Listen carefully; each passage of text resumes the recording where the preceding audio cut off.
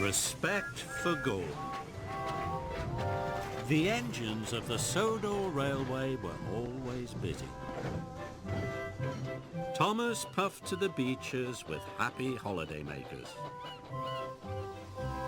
And Gordon proudly pulled the express. Gordon thought he was the strongest, fastest and cleanest engine on the whole of the railway. But one thing bothered him. His firebox rattled as it cooled down at night. Gordon knew his rattle stopped the other engines from getting to sleep. That night, Gordon's firebox went click-clunk, click-clunk. Thomas and Percy started to chuckle. "Rattler Gordon's keeping it all awake," peeped Percy.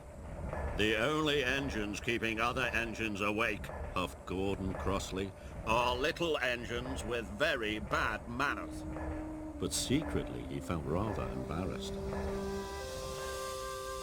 In the morning, Percy teased Gordon again. "Rattlebox is awake at last," he puffed out loud. Gordon ignored Percy. He did not like being called names. "I'm the strongest and the best," he told himself. "Strongest and best, cleanest and fastest, and pull the express." He wished the other engines would remember that. Later, Gordon pulled into Knapford Station. "Oh, look," laughed Emily. "Rattler Gordon's here. He's pulling the click-clunk express." This made Gordon very cross indeed, especially because Diesel overheard. "I hope your click-clunk gets better soon," oiled Diesel. "See you later, Rattler." Gordon was very cross indeed.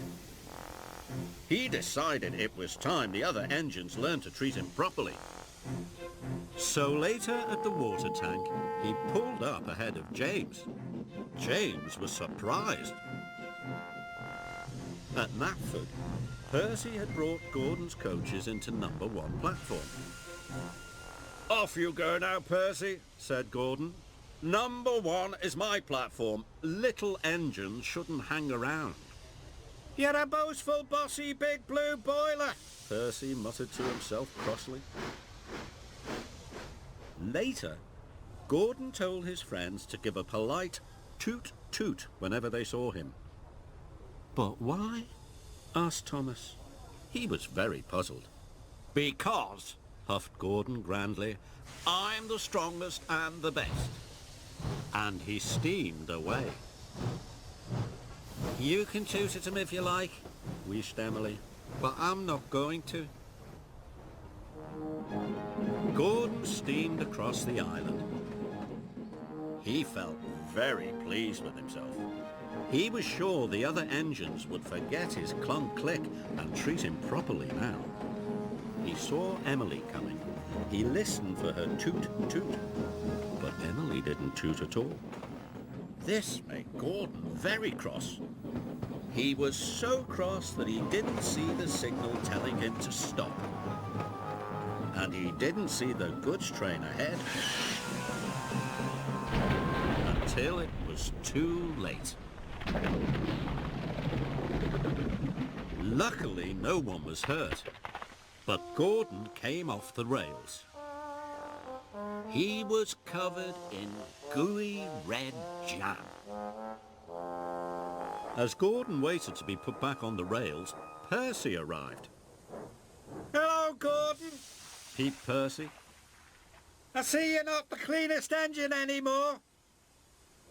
Then James puffed up. "I don't think you'll be pulling the express for a while, Gordon," joked James. Finally, Thomas arrived. "Gordon's a mess, Gordon's a mess. He's the largest and jammiest," puffed Thomas cheekily. At last, Gordon was back on the rails. He felt very foolish indeed. Edward pushed him to the fitter's yard. Gordon had to stay at the fitter's yard for a long time. It was hard to get the jam out of his engine.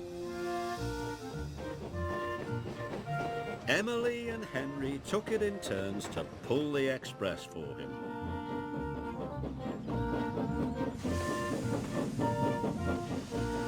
One evening at Tidmouth Sheds, Henry huffed, "It's hard work pulling the express." Yes, agreed Emily. Gordon must be very strong to pull the express so fast. I miss Gordon, peeped Percy. I miss having his rattle to go to sleep by.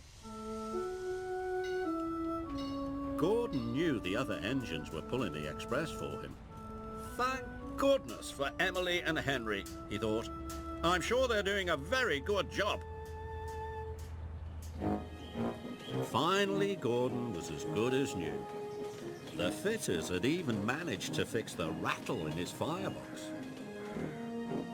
That evening, Gordon had something to say.